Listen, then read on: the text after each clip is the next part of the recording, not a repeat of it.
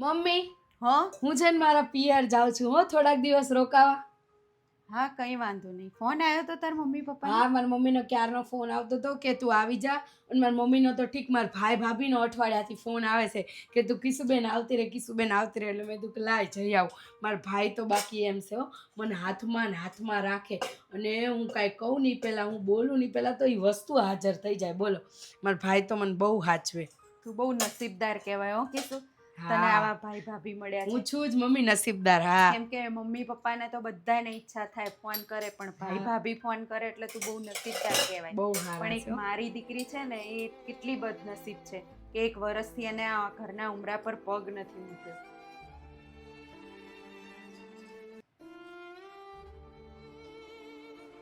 સાચી વાત છે મમ્મીની. મને મારા ભાઈ ભાભી આટલું સાચવે છે તો મને કેટલી ખુશી થાય છે. અને મેં તો દીદીને ફોને નથી કર્યો. ભલે દીદી મને જે બોલ્યા એ, પણ મેં દીદીને ફોને કર્યો નથી ક્યારેય કે આવવા માટે. અને મારા લીધે મમ્મી એમની સાથે નહીં બોલતા. મમ્મી સોરી, મારી ભૂલ થઈ ગઈ કે મેં દીદી સાથે એવું વર્તન કર્યું. મને જેવું પિયર જવાનું મન થાય એવું દીદીને થતું હશે ને મન, અને તમે મારા લીધે એમને નથી બોલાવતા.